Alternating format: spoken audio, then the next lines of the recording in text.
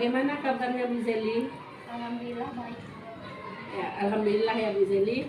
Baiklah Bu Zeli, hari ini kita akan mengadakan percakapan pra-observasi yang mana nantinya sebelum saya akan mengamati proses pembelajaran yang Bu Zeli lakukan di kelas Bu Zeli nantinya.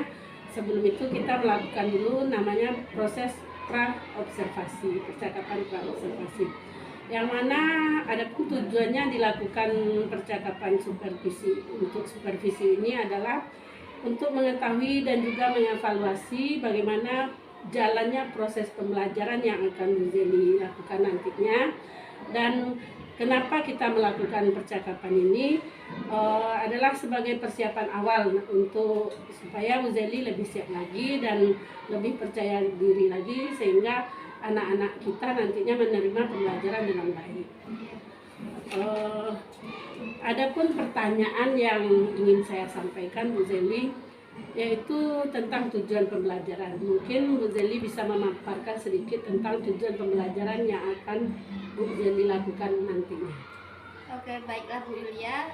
Di sini berdasarkan pembelajaran yang sudah saya buat itu ada 3. Yang pertama di sini nanti peserta didik bisa menyebutkan ciri-ciri pubertas baik itu pada anak laki-laki maupun perempuan. Lalu yang kedua, siswa bisa mengidentifikasi apa saja ciri-ciri pubertas itu.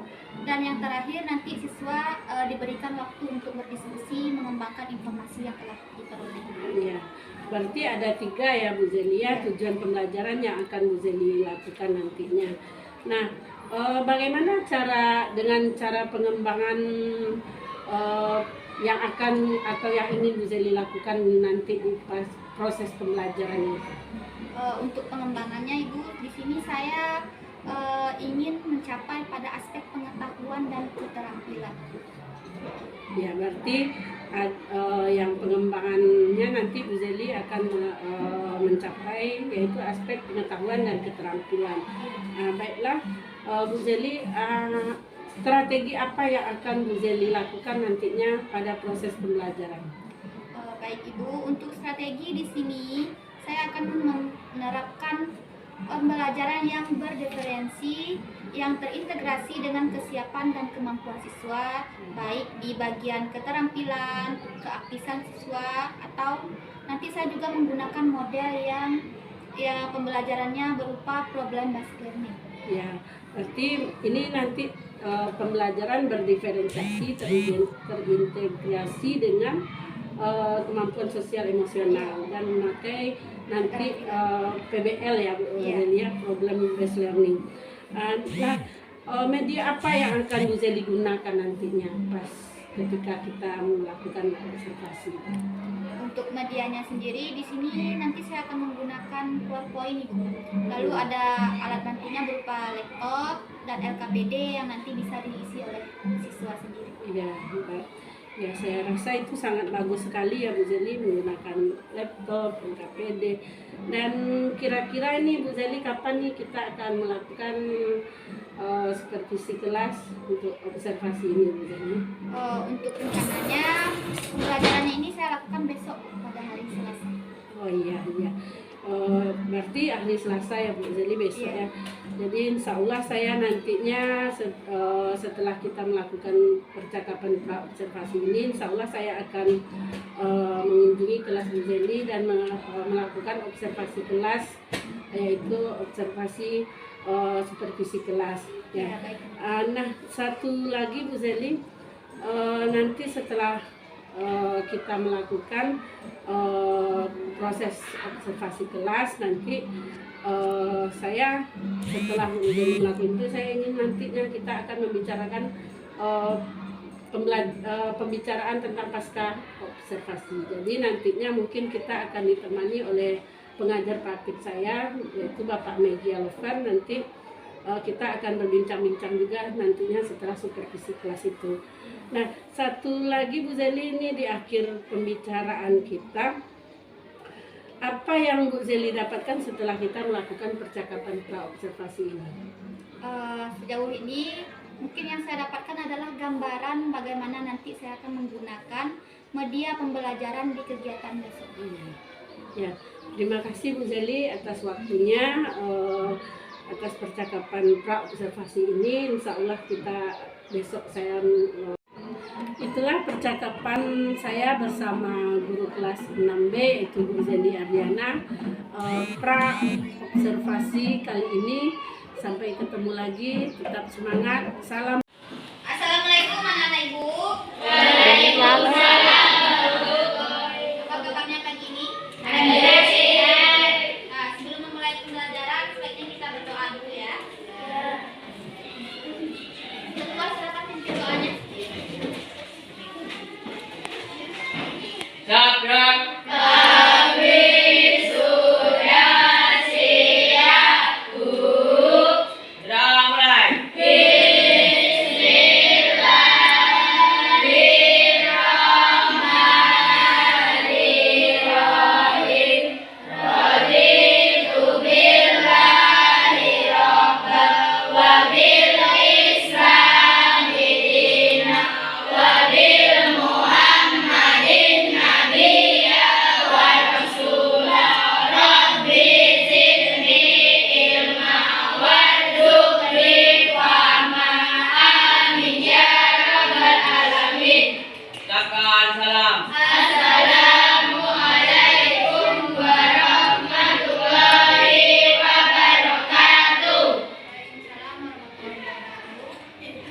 Anak-anak ibu, apakah hari ini hadir semua?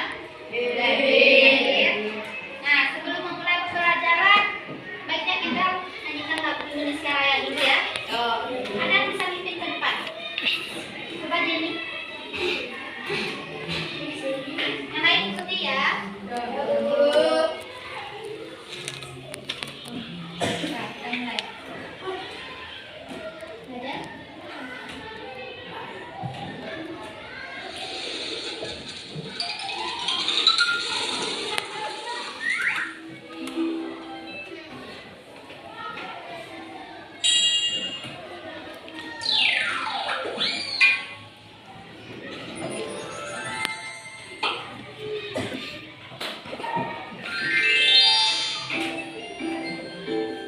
Indonesia Raya.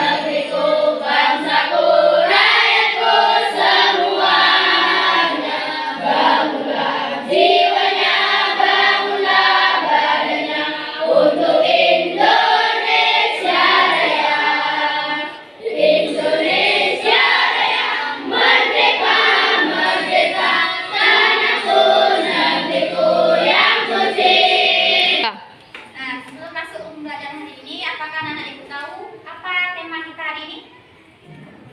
Kita belajar tema tentang pembelajaran ke kata dulu. YouTube. Nah, kita sekarang belajar tema berapa? 5. Pembelajaran ke 5. Nah, yang kita bahas di sini nantinya adalah tentang ciri-ciri pubertas. Anak-anak ibu, ada yang tahu apa itu ciri-ciri pubertas? Sudah ada yang tahu?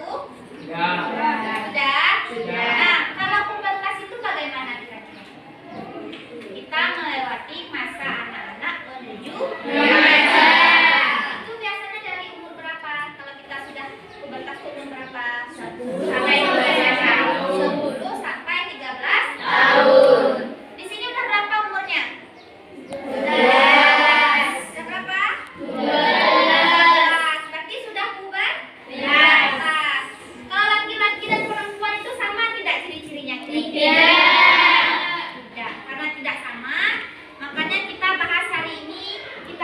video pembelajarannya bagaimana yang dimaksud dengan ciri-ciri pubertas. Baik.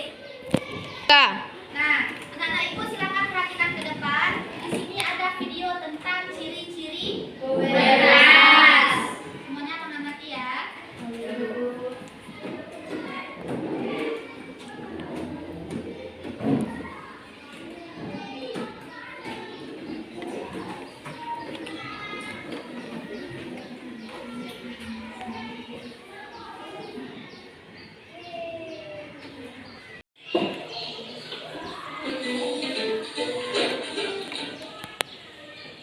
Halo sahabat cerdas, Assalamualaikum warahmatullahi wabarakatuh.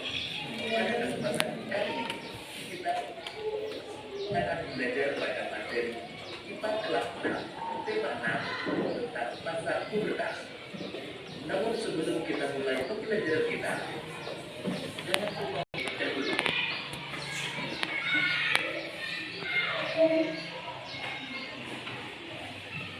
Perhatikan ke depan Sahabat ya. cerdas, coba perhatikan tahap perkembangan manusia berikut ini. Pada tahap manakah manusia mengalami masa pubertas? Jawabannya adalah masa remaja. Jadi, pada masa remaja terjadi masa pubertas. Masa remaja adalah masa penyesuaian dari masa awal anak-anak hingga masa awal dewasa. Masa remaja awal kira-kira masuk pada usia 10 hingga 12 tahun. Masa remaja berakhir kira-kira pada usia 18 hingga 22 tahun.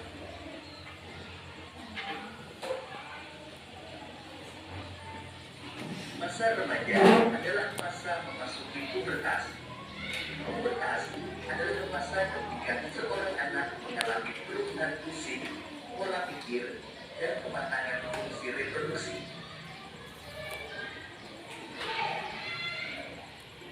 Perubahan pada masa pubertas dipengaruhi oleh hormon yang ada dalam tubuh. Masa pubertas setiap anak berbeda-beda, tetapi pada umumnya dimulai saat berusia 10 sampai 13 tahun dan berakhir lebih kurang usia 15 hingga 16 tahun.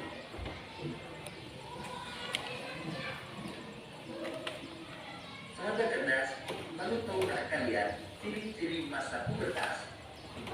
Pada masa pubertas terjadi perubahan utama atau primer dan perubahan fisik atau sekunder.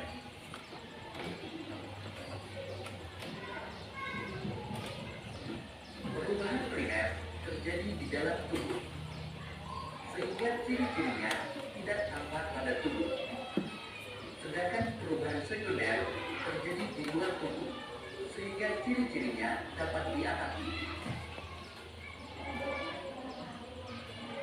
Dan kemaluan, tumbuh kumis dan janggut, dada terlihat bidang, suara berubah menjadi lebih berat, kulit berminyak dan berjerawat.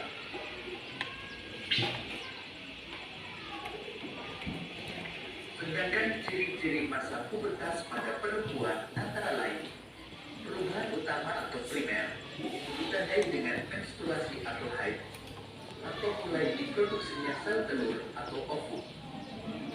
Kemudian perubahan fisik atau sekunder antara lain tumbuhnya rambut di area ketiak dan kemaluan, payudara mulai besar, pintu melebar. Nah, dari video yang Sekarang coba yang kita bahas di sini tadi tentang ciri-ciri pubertas. Setelah menyaksikan videonya, apa yang diketahui ciri-ciri pubertasnya? Laki-laki dan perempuan sama atau berbeda? Berbeda. Laki-laki apa ciri-cirinya? Dan tumbuh jerawat. Lalu suara berat. Apa lagi? Kalau yang perempuan bagaimana ciri-cirinya? Menstruasi, apa lagi? Payudara mulai membesar. Apa lagi?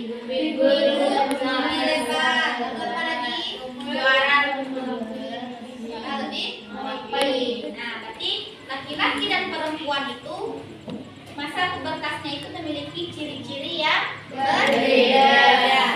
Kalau kita pubertas itu saat menginjak masa apa tadi? Remaja.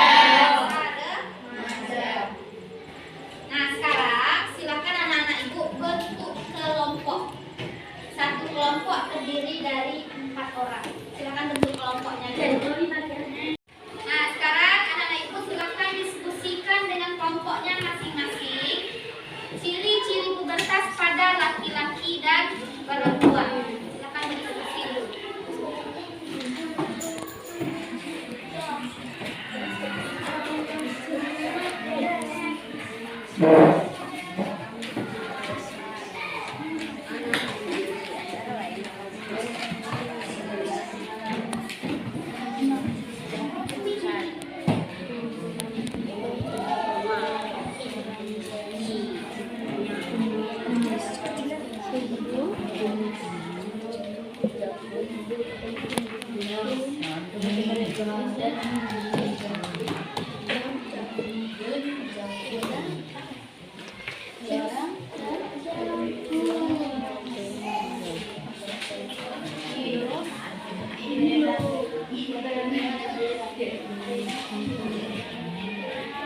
Nah, setelah berdiskusi dari kelompoknya, siapa yang bisa menyampaikan hasil diskusinya?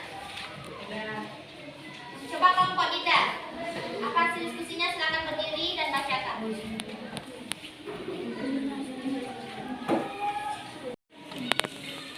Ciri-ciri masa pubertas pada anak perempuan, yaitu yang pertama mengalami menstruasi atau haid. Kedua, tumbuh rambut pada ketiak dan kemaluan. Ketiga, pinggul mulai membesar. Keempat, suara makin melengking. Kelima, kulit makin halus. Dan 6, payudara semakin membesar. Dan ciri fisik pubertas pada anak laki-laki adalah 1, tumbuhnya jakun. 2, suara menjadi lebih besar dan berat.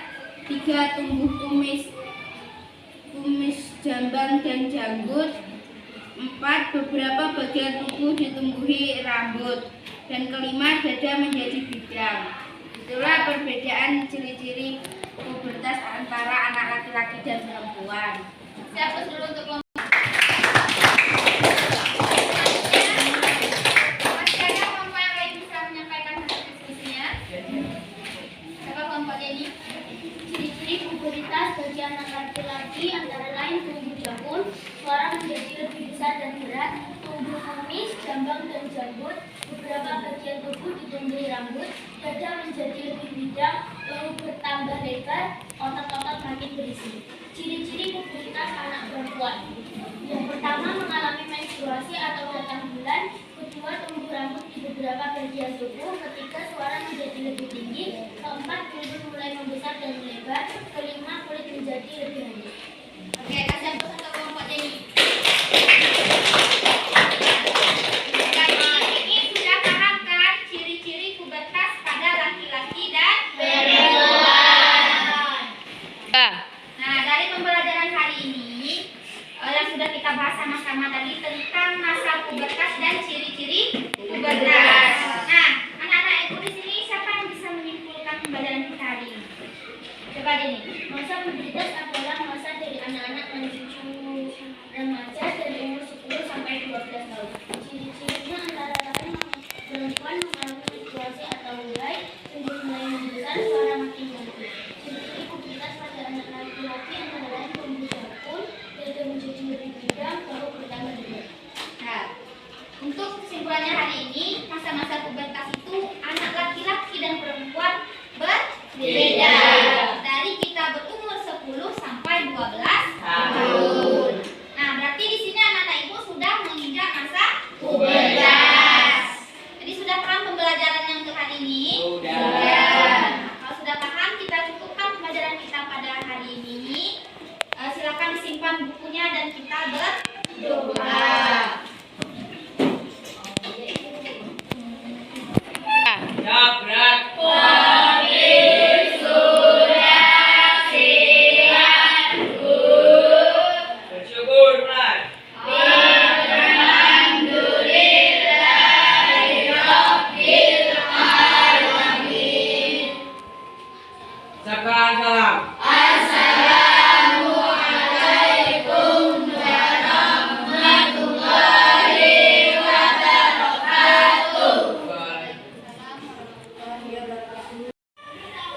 Assalamualaikum warahmatullahi wabarakatuh.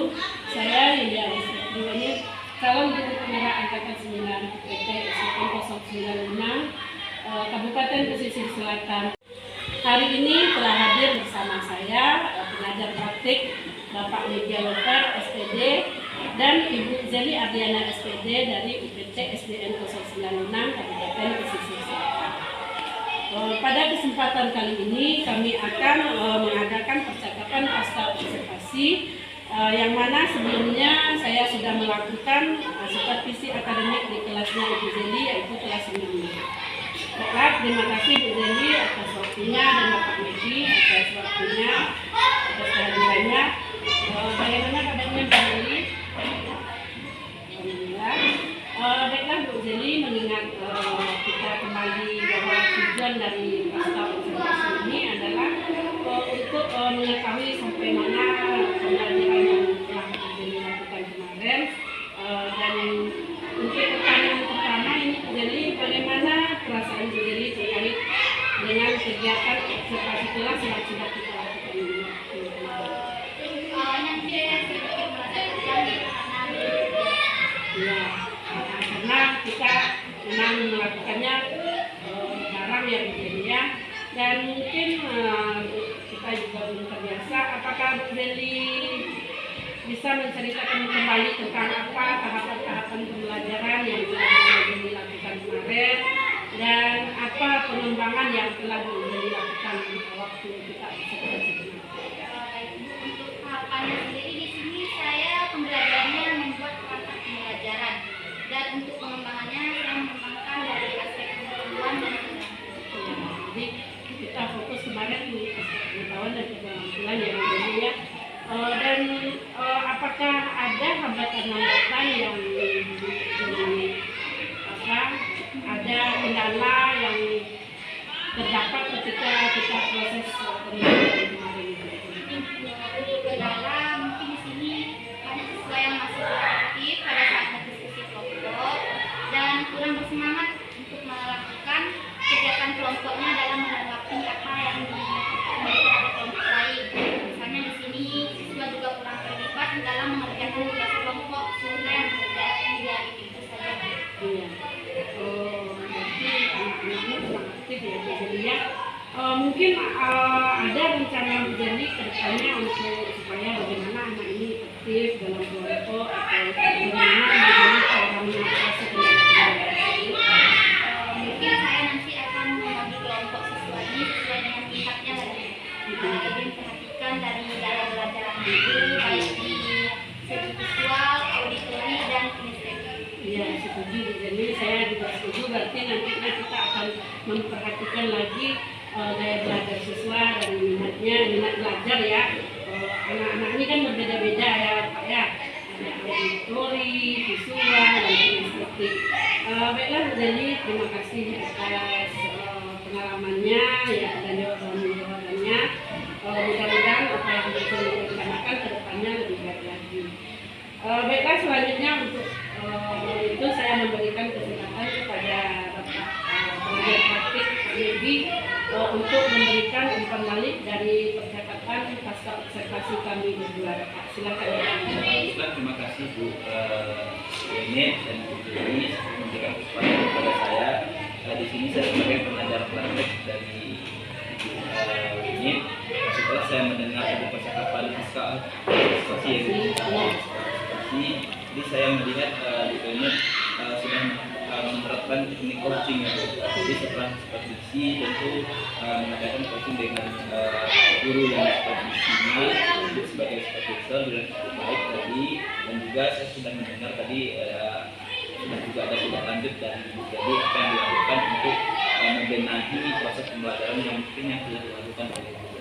Mudah-mudahan harapan kita semua yang dilakukan oleh Dewi dan Nenek terhadap pembelajaran yang berpusat kepada murid itu bisa kita penuhi bersama-sama. Ya, terima kasih Bapak atas umpan balik dan tanggapannya. Baiklah, rangkaian kegiatan observasi akademik sudah selesai dilaksanakan dari pra observasi pasca observasi kelas sampai pasca observasi telah dilakukan. Selanjutnya saya ucapkan terima kasih kepada Bapak pengajar praktik saya, Bapak Hegi, dan terima kasih banyak Bu Zeli sudah memberikan waktu luangnya kepada saya untuk melakukan observasi antar teman sejawat. Terima kasih, saya sudahi.